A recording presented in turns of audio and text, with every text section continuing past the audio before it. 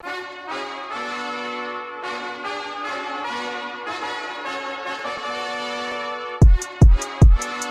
to 2Cents FC. I'm your host, Amobi Okugo, back again with my guy, L. Each week, we'll be talking with individuals from around the soccer world, learning about their stories and getting their unfiltered thoughts and opinions. This week is just us. We're going to be kicking it, catching up on all things Euros, all things soccer around U.S. kids, some key figures in the big teams, some movement around. So we're going to just catch up, kind of like the old days where it was just us two from the jump and then go from there. So, El, first and foremost, how are you feeling today? Chilling, man. It's been a busy week, but you know, I always look forward to these days where we can get on here and talk some soccer. Respect. So yourself? You had a game yesterday, right? So crazy game yesterday. We had a little comeback. Shout out to the team. Fabian had a nice free kick in the 94th minute to, steal the victory. And then we got a game this weekend out in your neck of the woods. Well, not directly, but we're going to be out in Alabama. Yeah, so that'll be fun. I know we talked offline. Juneteenth. I came out with the article on USL's website earlier today. And growing up, I didn't really know what Juneteenth was. Like, I'm not even going to cap being a first generation Nigerian American. Juneteenth, I didn't know about it until I got older and started, getting exposed to more information about the African American history, Black culture within the United States. So what does Juneteenth mean to you? And are you going to be doing anything to commemorate, the holiday? Apparently it's a national holiday as well now. Oh yeah, it's a national holiday now. I feel like that's a concession. At the very least they could have did. Yeah. And they lucky is on a Saturday because I definitely would be taking off work. Juneteenth. We'll probably just do the same thing that we would do like on the 4th of July. You know what I'm saying? Like I feel like it's grown in popularity. It's always been around, but I feel like people were just now starting to get like the shine on it, the light on it. Yeah. People were really starting to get the understanding of like what the significance of it. So in my household, we're replacing it with 4th of July. You know what I'm saying? So yeah. 4th of July is just another day, but Juneteenth is like our Independence Day. Respect. So that's how, we're going to kind of play it. We probably won't do nothing crazy. Probably won't like barbecue or nothing like that. But, we'll celebrate it. We'll, give it the respect it deserves. And, the only Independence Day we recognize is Juneteenth. Yeah. No, I love that. And you talked about it it's gaining popularity now. And I think as more awareness and more exposure and more people tap into the history and not the history that was told to us, but the history that we actually go out and search for, it's gonna be amazing to see. So, well, I mean, I just hope it doesn't get commercialized and bastardized like all these other, Black initiatives that, it gets corporatized. You know what I'm saying? Yeah. Like, it's a federal holiday now. Like, let's appease the Black people. Let's put up a dashiki post on Instagram or something like that. My goodness, yeah. Something completely off base. You know what I mean? So yeah. But speaking of Juneteenth, Black Players Collective dropped a dope collaboration with MLS. So they did like a nice little number set. Yeah. Juneteenth. I think all the teams this weekend are going to be wearing it. So that's to be super dope. And they're going to auction them off for Black causes. So I love that. That's a super dope initiative that they launched. Most definitely. And we should have some guests, from Black Players for Change coming back shortly. I know we had Jaleel in the past, we had Jabo, Jeremy Ebo BC, but there's a lot of other people within that organization that we definitely want to tap into to share some insight from what they got going on. And the more change, the more awareness, the more activism that these organizations are starting to show, it's all for the better. Yeah, for sure. All right, so let's jump right into it, man. Euros is in the second week? Yeah, second week. And we just there's a lot has happened. And I just got done watching all 3 games earlier today. Yeah, it's so many games on, like with the Euros, with Copa America, with we had the Nations League at one point, and then we got Gold Cup coming up. Yeah. So it's just so much and soccer Olympics. this summer. Yep, and Olympics. It's hard to keep up. Like I'm gonna be real with you. I'm not able to catch every game like that. I can't stay up that late.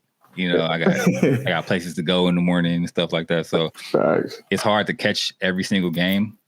But the Euros kicked off crazy. So like last weekend, you know, of course, you know, we witnessed Christian Eriksen basically going to cardiac arrest on the field against Finland. Like super, super scary moment. Like I remember like I was actually like taking pictures while the game was on. I was like, you know, taking pictures of my wife. She was getting like a new headshot for LinkedIn. And, you know, like I'll peek in the room. I see, oh, there's a player down, you know, peek back in. I see like the crowd, they're like, you know, covering their mouths and stuff like, oh, damn, what happened? You know, like, and they're like, and, you know, the broadcast team, I feel like did a horrible, like the camera people, I feel like did a horrible job of like keeping the camera on him. Super, super terrible. Like they had his face blurred out. And I'm like, oh shit, what happened? You know what I'm saying? Yeah. So I'm kind of like stuck looking, and then they start like, you know, doing chest compressions. I'm like, oh shit, like what happened? Yeah. You know, so I'm like on Twitter trying to figure out what happened. And like, you know, Twitter, you know how Twitter is, people make stuff up. Quick to tell the story. Yeah. And so I'm sitting there like, damn, this is crazy. And so like, but I gotta like go back and like take pictures of my wife. You know what I'm saying? So like I'm fucked up trying to like take photos and stuff and like peeking back in like, yo, what is going on with dude? Like, and like, you know, showing his teammates crying and stuff. I'm like, damn, what is going on? You know, so like I'm starting to get riled up. I'm like, yo, this is fucking bananas. But you know, thank God that, you know, he's alive. They were able to revive him. I wishing him a strong and speedy recovery. Super, super scary moment, man. Yeah, it was just really scary. I remember we was watching it like, because I don't even know. I think we was in New Mexico actually. And so we was watching it like just in the team room. And I got up to go to the bathroom, like literally 5 minutes later.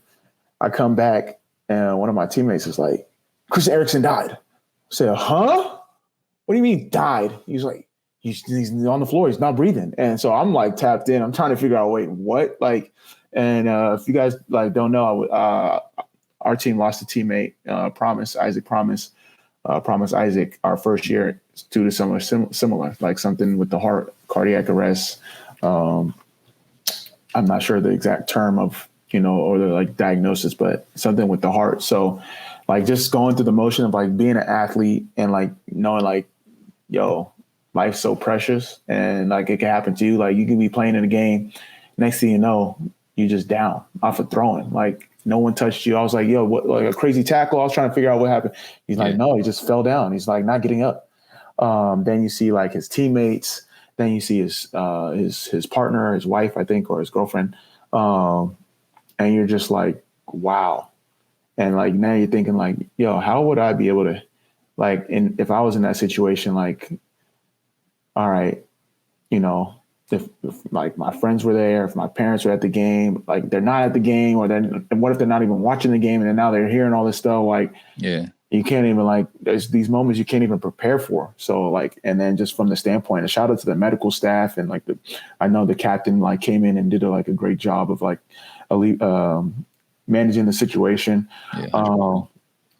It's just crazy. Like when you think about that and just like having that, like, all the fans there too, like that's not something you come to a game to expect, right?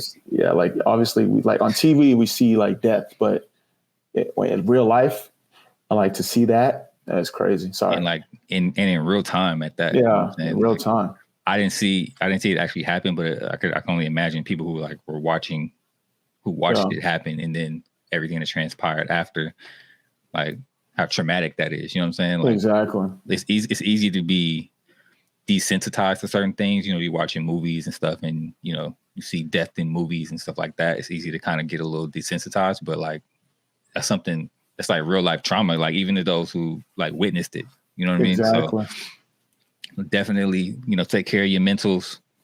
You know, take time to heal from that. Definitely a traumatic experience. And just protect yourself. Like, again, prayers to Christian Eriksen, speedy recovery. Definitely happy that he's still with us. Exactly. And like, cause our trainer was there at the same time. So we're all asking her questions like, yo, what does this mean? Like, is there going to be like potential brain damage? Cause they're like, he was down for so long. It's like, yo, like they got the ADD out. Like, what does that mean? So, it was really crazy to see, but like you said, prayers up to everyone that was involved, not just Christensen, but his family and his teammates and the fans and everyone that's close to him.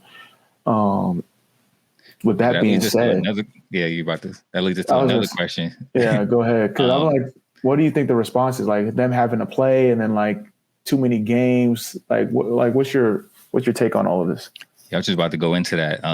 This has definitely been a different year since 2020 was interrupted. You know, a lot of games are crammed into a short period of time, minimal rest. There's going to be a lot of games this summer.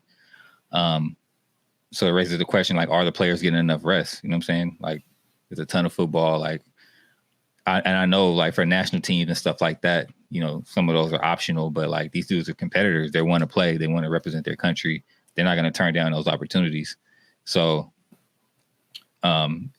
you got to almost put it on like the federations to like manage like the amount of games that are happening right now and manage the number of, you know, injuries that you may see. Like it even happened in the NBA, you know, like in the playoffs, we've seen a lot of people go down and get injured because of all the schedule compression. Yeah. So what are your thoughts on that? Like being an athlete and, you know, having to play, especially having to play during COVID and during these compressed times. Like, what are your thoughts on that? Yeah, it's crazy. I mean, it's too many games. So I'm going to be just upfront. Like if you're like a top player, I mean, like if you just look at the EPL, they got like 4 different tournaments. You got the league, then you got Carabao Cup, you got FA Cup. If you're top, you got Champions League, then you got international games. It gets overwhelming. And this is like for every league. Like our team alone, like we had a game Saturday, game Wednesday, game Saturday, Tuesday, all in the span of like 2 weeks. Okay.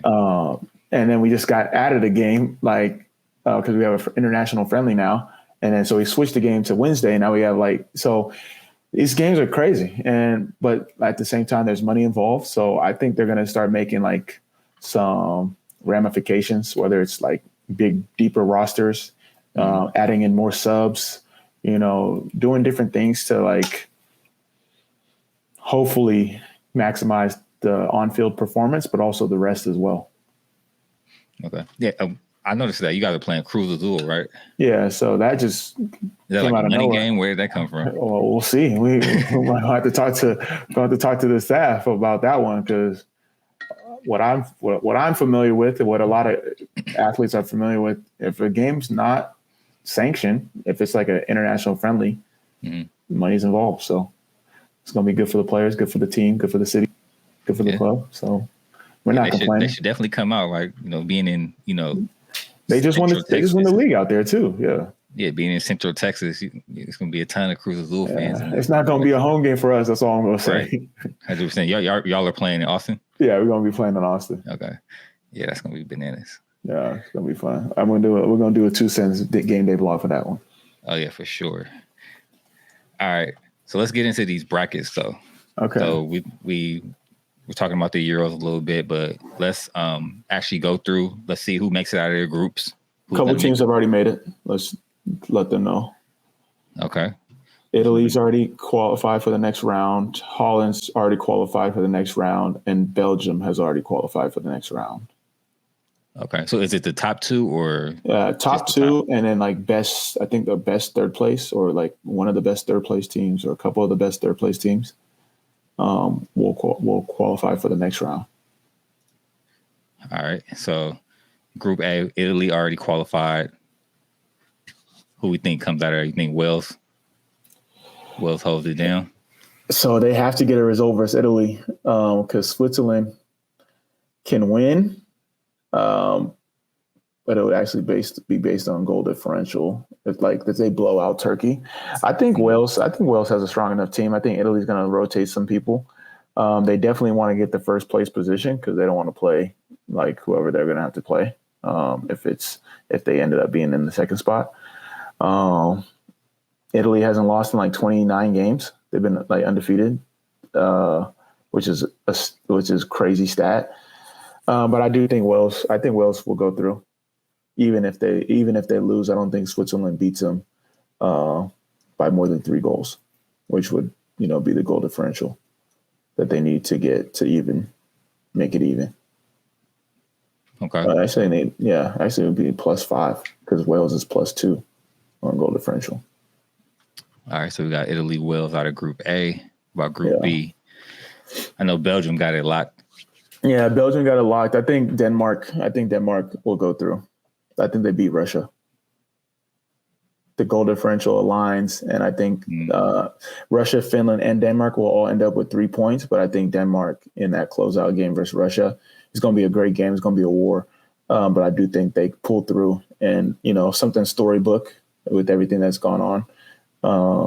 I think they get through the group. Okay. Let's see. Group C, we got Netherlands, Ukraine, Austria, and North Macedonia. Yeah, so this is going to be a war. I mean, Ukraine, Austria, basically is to see who goes through.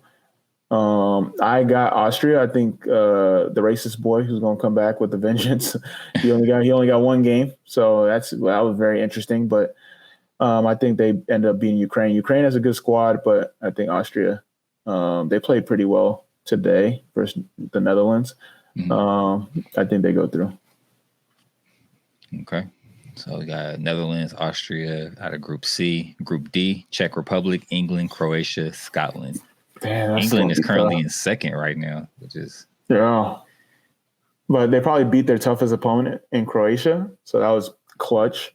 But, that's going to be actually tough. Only played 1 game. So. Yeah, they've only played 1 game. I got Croatia and England. I think Czech Republic will still go through as like the top 3rd place team. But I think that's what it is going to be right now. Okay. Group E, you got Slovakia, Spain, Sweden, and Poland. Oh, I'm going to go Slovakia and Sweden. Ooh, Spain. Spain doesn't make it through. They'd be putting me to sleep, man. They got no finishers on their squad. Yeah, I just don't. They have no one's that's like dynamic enough to like, yo, let me get the ball and create my own shot. It's all like we have to pass it in, and it's not working. They had chances, but I just no. Okay. I hope I'm wrong on that, but we'll see. All right, in Group F, the group of death, we got Portugal, France, Germany, and Hungary. Yeah, I think Germany played well, but I think France and Portugal go through. Maybe Germany sneaks in as a 3rd place team, but I think that's it. Okay. So we got all the heavy hitters in. Yeah, all the heavy hitters. Who's your pick to make the finals? Oh, based off, that's tough. I think Belgium. I think Eden Hazard's gonna have a good tournament. He's still like working his way back in. Italy's been strong, but I think the Chiellini, whatever his last name is, I can't pronounce it right now. His injury might affect Italy's chances, even though they're probably playing the best soccer right now. You always want to go with like a sleeper pick, but I'll go Belgium, France. Just keep it safe. Belgium, France in the finals. All right. Yeah. What if they're on the same side of the bracket? Same side of the bracket, then I go France beating them. Yeah, that center back pairing for France, like, golly, they're so strong. Okay. Yeah. I'm gonna say I already declared that I'm rooting for France, so I'm gonna say France. I'm gonna say France, England. England, huh? Just because they got to do something with the squad they have. They gotta get to the final at the least. So I'm gonna say France, England. And who's your pick to win it? I'll go France. Even though it's tough. I'll go France winning it. Yeah, I'm gonna go France too. Yeah, that was my pick. So yeah, I'm gonna rock France. it's the safe pick, but it's so tough. Like if you think about it, they went to the finals, Euros, they went to World Cup, won it, and then like to go to another final, it's tough. But like this is like their generation right now, so we'll see. Sure. All right, so that'll be fun to see. We didn't get a chance to do the brackets. We're too late, so all the bracket sites closed up, so we got to kind of do it impromptu. We can do one for the Gold Cup. Yeah. That should be. I was thinking Copa America, like that one is closed too. Yeah. So we'll do one for the Gold Cup. That should be interesting. But speaking of Gold Cup, the USA dropped their new away kits for 2021. So we'll take a look at those. You got a lot of mixed reviews about this one. Yeah. I actually like them. I ordered mine. I ordered a women's one, obviously. Hey, respect. It's more decorated.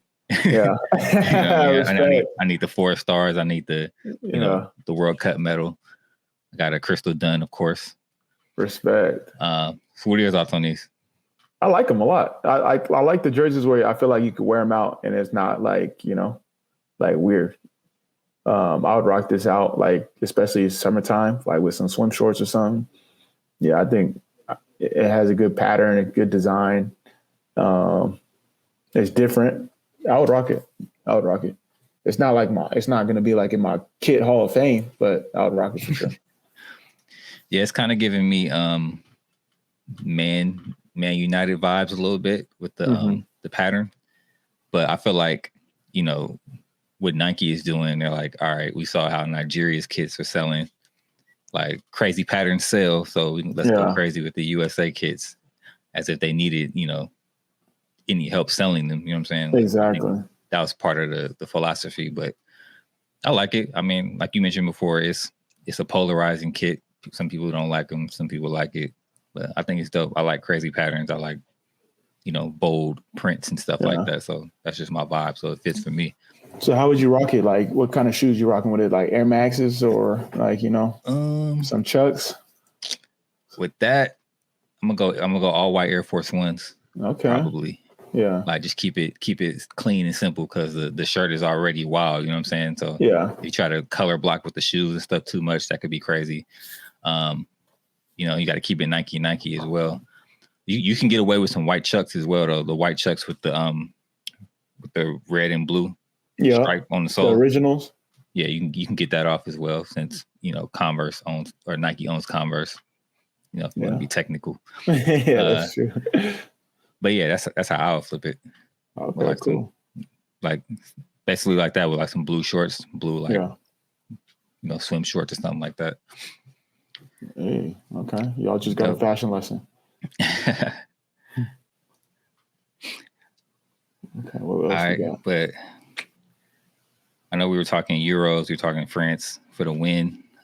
Usually these tournaments are good for transfer situations. You get to see these players get off on a world level, on a level against the highest competition, and it usually ups their transfer values. And it's happening during the summer, so the summer transfer window. So it's a lot of action happening. Yeah, but ain't no action happening for my boy Mbappe though. They got him on hostage. Man, we got a free bruh. So a couple of weeks ago, PSG's president, Nasser Al-Khelaifi, he put the world on notice about Kylian Mbappe's status at PSG. So he he says, "I want to be clear. Kylian Mbappe will continue here at Paris Saint-Germain. We will never sell him, and he will never leave the club as a free agent. It's impossible." So do you think they're holding our boy hostage over there? Like, hey, Kylian, if you're being held against your will, blink twice. Well, technically, I just think that whole like he'll never leave as a free agent is like we're gonna do whatever it takes to keep him in terms of keeping him happy from a money standpoint. So like he can leave, he just got to let his contract play out. But to be honest, what team does he go to? Like besides Real Madrid or Barca? Yeah, with the valuation on him. Yeah, what team? I can't see him going Bundesliga. I think that might be a step back. Yeah, and the only team would be Bayern. Yeah, no offense to the Bundesliga either. Yeah. Premier League, nobody can afford him except maybe Chelsea. I don't know where y'all getting that money from. that Russian oil money. Abramovich money is different. Yeah, I mean, where does he go? Those are the only options, and like those two teams are in financial trouble because of that. Yeah, so it's like PSG is the team for him at the moment. I think they're so close to winning Champions League, like finals, semis, back-to-back years. They have a good squad. Like the center backs are young. They got some added pieces that are going to be key. I think they got to figure out their coach situation if Paul ends up leaving, but I don't think he's why. Leaving. Yeah, I don't think why. Yeah, I think, and it seems like PSG is going to do whatever it takes to keep him. So at the moment, for now, I don't see him leaving, at least until after the next World Cup. Yeah, but that's the $1 million, the $1 billion question, really. Yeah. Where does he go? Yeah, nobody has a bread like that. The Spanish clubs don't even have a bread like that no more. That's true. That's especially, I think, with after the World Cup, after a couple years post-COVID, with everything that's been affected, I think things will start to be a little bit clearer. But at the moment, I think that PSG situation is the best one. City is the only other, I guess, Premier League team I can see him going to because they got the Saudi money. Yeah, you want to call it that. But yes, speaking of Real Madrid, Sergio Ramos is leaving. That's crazy. They cut your boy loose. What's up with that? So he says they didn't give him a deadline for their. So they were negotiating contracts. He said they didn't give him a deadline. They offered him a drop in salary and only a 1-year contract.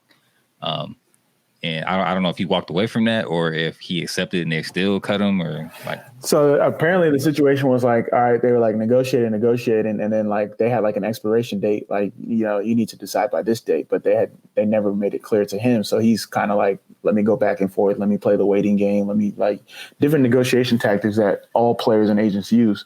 But then Real Madrid was like, nah, it's off the table now. So we're going to move in a different direction. And one thing I noticed about Real Madrid, they don't really like their longest serving players. They don't really do a good job, at least like most recently, like send offs. Like Raul, he got shipped off to Germany. Iker Casillas, obviously, he had a bad falling out. He ended up being done in Portugal. Sergio Ramos is going to be leaving, and these are like historical figures within the club. So that's really interesting from a club standpoint. Like you want to, have that family, like, all right, this is going to be last year, play it out to the best of your abilities, whatever. But I just don't feel like they do that. And Sergio Ramos, like probably one of the best defenders of all time, definitely probably the best Spanish defender and Real Madrid defender of all time. So it's going to be interesting to see how they move on. I know they were going to have to move on at some point, but yeah, I just thought it was interesting. Man, I hope they don't do my boy Marcelo like that. Marcelo's next up. He's going to be going too, especially with Zidane out. They're gonna move forward a different direction. Marcelo still got it. He need to come on over to MLS. He would be serious vibes. See him out there in Miami. Everyone else is going to Miami. Everybody says Miami, but like they're in financial trouble. They can't afford none of them people until they fix their roster. Until they get roster compliant. But that's looking like the retirement team. All the European stars. Speaking of, I gotta add something to the no card, yellow card, red card when we start that segment. But where do you think Sergio Ramos is going?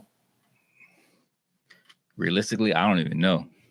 To be honest, I don't think he stays in Spain. I think it was already agreed that he's not going to be staying in Spain. Like that's already known. Like because there was rumors Sevilla was going to have him like almost because that was the first club he started with. That was going to be like almost like a coming back home thing, but that's not what's going to happen. He's going overseas. It just doesn't know where. I could see him in Italy somewhere, probably. Really? Yeah, Italy is a great league for older defenders. Inter. That's a good shout. Milan. AC Milan, you think? It's going to be one of the big teams. It's not going to be, They're going to have to be Champions League for sure. Yeah, I can see that happening. Yeah, Smooth little transition. You link back up with Ronaldo at Juventus. You think? Oh, so you think Ronaldo stays at Juventus? Because there's rumors about that too. We'll see. We'll see what happens. It's all up in the air. Like these dudes is old, man. Like I don't want to be that guy, but like, it's time to move over. Like, time for a new sheriff in town. Yeah, it's a new generation coming up. You got the Mbappes, you got, João Felix went ghost. I don't know where that guy went. He was talking to town last year or so. But it's a whole new crop of players coming up. It's time for the old guys to, pass the baton. Pass the baton, facts. Yeah. But you mentioned no card, yellow card, red card. Let's go ahead and get into that. All right, perfect. And so for those who aren't familiar with no card, yellow card, red card, it's a rapid fire segment of the show where I'll read off some news topics and Amobi, and usually a guest, will give their opinions on that topic using the soccer card system. So no card is I'm cool with it or I agree with it. Yellow card is I can go either way. And red card is I disagree or I'm not cool with it. So I'm gonna participate today since let's get it. It's just the two of us. So first up, Ice Cube's Big Three adds social media platform Triller as a media partner for their upcoming season. So what card are we giving this deal? No card. I think we've seen what Triller has done, from the boxing standpoint, from the versus standpoint, and they kind of reshuffled their business model, and it's been very successful for them. And I think with what Big Three provides from a athletic sports, but also influencer standpoint, because they're not actively professional athletes, in the standpoint of like they're not playing in the NBA or other top leagues. I think it's good. I think it's a good partnership that's going to grow both platforms, and I'm excited to see it. Yeah, for sure. I'm gonna give it a no card as well. I think it's a savvy business move by Ice Cube and the team. You know what I'm saying? Like you think about the demographic of Triller, you want to make sure that your brand is tapped in with the next generation of consumers. You know what I'm saying? So exactly.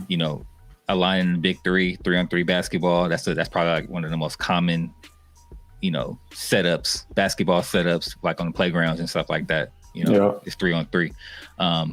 So getting that over there, and then I was reading a little bit more about Big Three's plans and like of becoming like almost like an NBA development league to a degree, because players have gotten contracts off the Big Three. Like, granted, they were already in the NBA previously, but they've gotten contracts to come back just off their Big Three play. And since they're holding the combine recently, you got a lot of players who are like, a lot of younger players fresh out of college, stuff like that, who are trying not to be in the Big Three. So it's another avenue.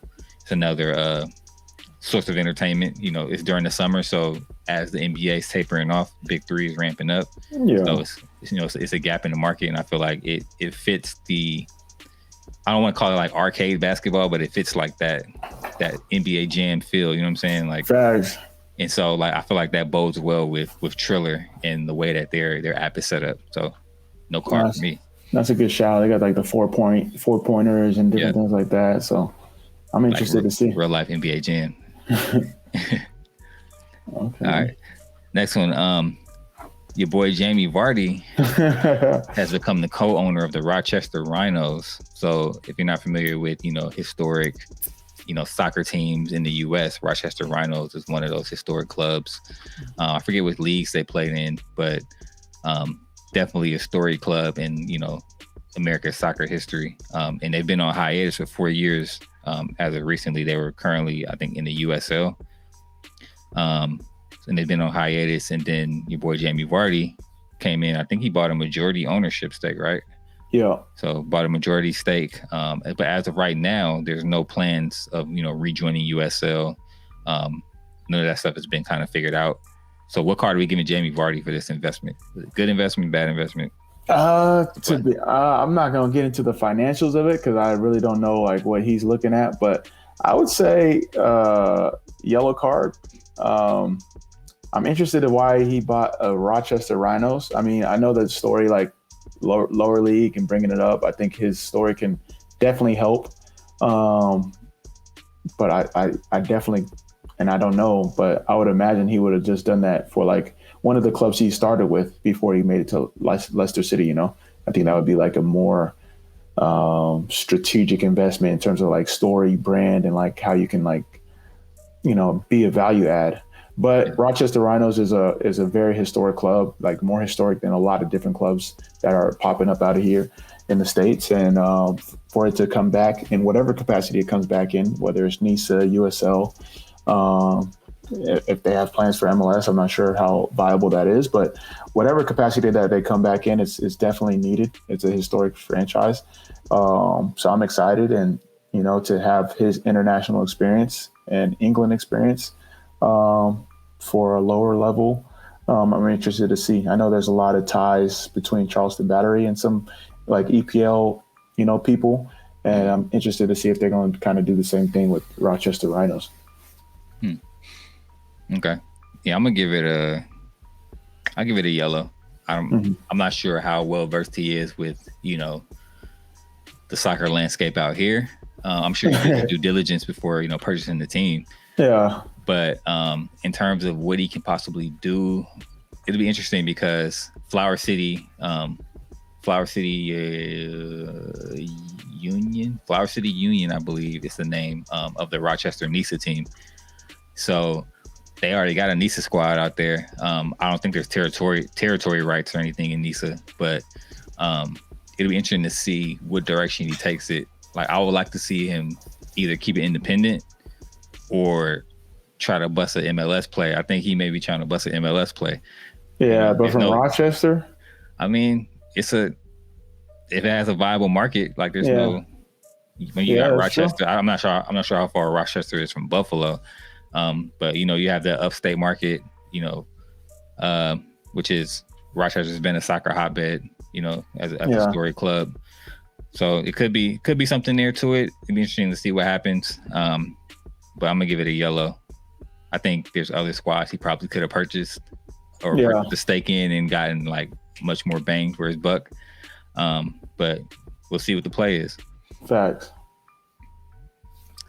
All right. Next up, he says, after Cristiano and Pogba's movement of place-sponsored products. Okay.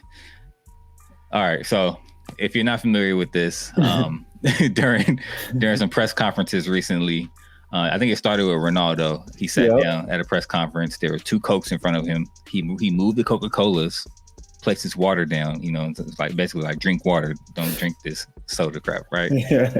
And same thing with Pogba. He sat down. There was a Heineken in front of him. Pogba's Muslim, so like they don't drink alcohol. Even though it was the 0 alcohol one, he still, he moved the Heineken off the table, and proceeded with this press conference. And so UEFA is asking players not to remove these sponsors from the podiums post-match now. So what card are we giving UEFA for this request? Red card. Like, there's other ways you can like have product placement without, Actually, let me go with yellow card, because it's not like the players are promoting it, but also I'm going red card. I'm going back to red card. I'm like a ref that like doesn't know which card to put. I'm going red card. There's other ways for the like UEFA to have their sponsors included for product placement or whatever that may be. And then from the players, I just love it because they're protecting their brand and their image. If someone sees like Ronaldo and he's like supporting like healthy fitness and all this stuff, and then they're like, someone's like, wait, hold up, you was just promoting Coke. It's not like everyone knows like UEFA is actually the Coke is working with Coke, but because his image is in that, they might associate his brand with Coke, and that's not what his brand is. He could have a competitive product that he would like to support. That's now his conflict of interest. So different things like that. So from the athlete standpoint, always protect your brand, always protect your image first. And I think UEFA, there's other ways to have product placement, whether it's in the banners behind, or maybe it's like even on the mic, like just the logo, or even like on the ticker screen, commercials. Like you don't have to have like an actual Coke bottle next to the guy in the post-match interview. Yeah. I'm gonna give it a yellow. I see both sides of the play. from a player standpoint, you don't want to be associated with certain things. I'm also,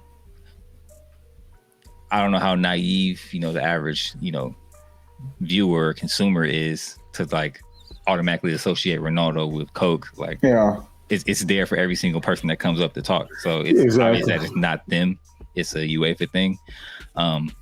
And so on the UEFA side, they may have been a tier that Coke purchased, product placement tier during the press conference, so they're going to have to revamp their, their sponsorship tiers and how they kind of, offer those slots up. But I agree with you. Like there's other creative ways that you can kind of incorporate certain things, incorporate products and placement and stuff like that. So yellow for me. Yeah, that's fair. All right, last one. This one's funny. All right, so Gonzalo Higuain says he thought MLS would be a league where he could smoke a cigarette and chill. So essentially, he thought it was going to be a cakewalk over here when he came over. Like, obviously, news doesn't travel as, I guess, quickly back over to Europe, that it's not necessarily a retirement league no more, and now you think he come over here and, sauce it up, play around with a cigarette in his mouth or whatever. It was super funny that he said it like that too. But what card are we giving this dude for this assumption he's making?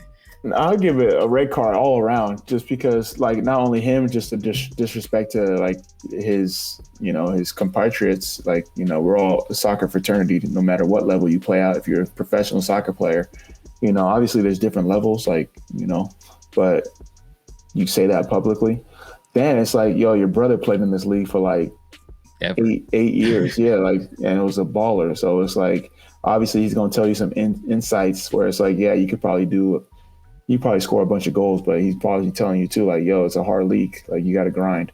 So he didn't even do his own research into the league he was coming into. He's just like, yo, let me collect this paycheck. And then from Miami standpoint, you're signing a player, like that's not who you want as your kind of like ambassador for, so it's like, yo, know who you're signing from that standpoint. And then, it's just, now it's like, now you put a target on your back every time you play. Obviously, you always have a target on your back as a forward from that high caliber, with that high caliber of a career. People want to match up against you.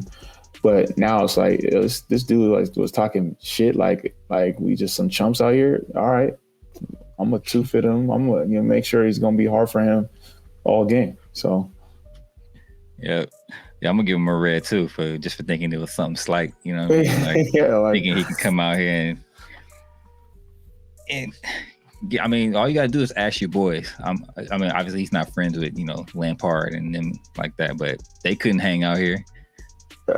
Pirlo couldn't hang. Lampard couldn't hang. Who else came out here and couldn't hang? Thought it was gonna be sweet. It was a couple other guys came out here, thought it was gonna be sweet too, and couldn't hang. So, you gotta read the room. Like, exactly, definitely a red card. It's just funny because like they come here, like, and I'm not gonna generalize, but like certain foreigners will come and just like have this whole idea of what it's supposed to be, and it's like, nah. Obviously there's different tactics, there's different like nuances to the game where you're like not used to it, or you're international. It's like, damn, like simple stuff like, but nah, that doesn't mean it's like just easy. Like, we just don't know how to juggle a ball or don't know formation. So I thought it was interesting for him to say that, and I'm interested to see like how defenders are going to respond to that. Yeah, he was watching Zlatan, thought it was going to be. Yeah. Zlatan is Zlatan, bro. Yeah, Henry is Henry. Zlatan, right. Robbie Keane. Like, it's certain people that are like levels, you know what I'm saying? So, and he thought it was going to be, all right, I see Zlatan out here, saucing it up. Chicharito, you know what I'm saying? But like, even Chicharito to a degree, like he had to adjust. He had to adjust, but he's also like from that, you know what I'm saying? He's from the region, you feel me? So he understands like the style of play, and how we give it up, like how they give it up in Mexico and the United States. So it's a different type of flavor. No, facts. But yeah, man, that's it for no card, yellow card, red card. Oh yeah, that's it. So yeah, that's our show for this week. Make sure you subscribe, rate, and review. It helps us get discovered. Follow us on all the socials at 2Cents FC. Check out our merch at 2centsports.shop. As you can see, L's rocking the hat. It helps support the show. Tweet us your comments on the show, any topics you want me or L to discuss. Make sure you guys tap in. We got other shows in the Rolodex. We got some things coming out soon, some game day vlogs, some different type of series, just to keep you guys engaged. Shout out to the additional member to the team. Can you touch on that real quick, L?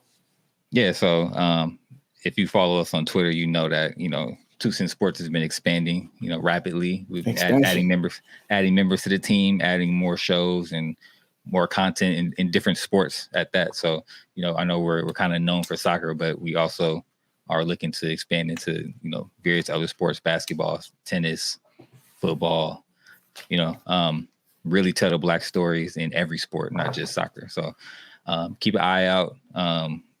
Got some good stuff coming down the pipelines. Like as Amobi said, got some more content coming out. Check out our other shows on the network. We got Unfiltered with Kai McCullough. Season 2 should be coming soon. We have, I can't announce that one yet. It's another show. Can't announce yet. Top secrets. We got Jory What Now? It's a show from a professional international basketball player, female basketball player, kind of telling her story, kind of telling her, not really a life story, but like it's almost like her personal diary as an international basketball player and entrepreneur. So definitely very, very interesting. It's a micro pod, so very short episodes, 8 to 9 minute episodes. So quick listening, get on about your day. You know what I'm saying? So we got Jory What Now? We got Unfiltered with Kai McCullough. We got a new show that's unannounced. We got other shows that are in development. We also got a new division of 2Cents Sports that we will be announcing very soon. If you follow us on Twitter, you may have seen some alluding to it, tapping in with a whole nother continent. But so stay tuned for that. We got a lot of good stuff coming on. Yeah, so that's it, man. Much love. Yeah, I'm excited. It's gonna be a scary summer, and we're gonna just try to keep pushing forward. Yeah, for sure. So till next week. Yeah. Peace out.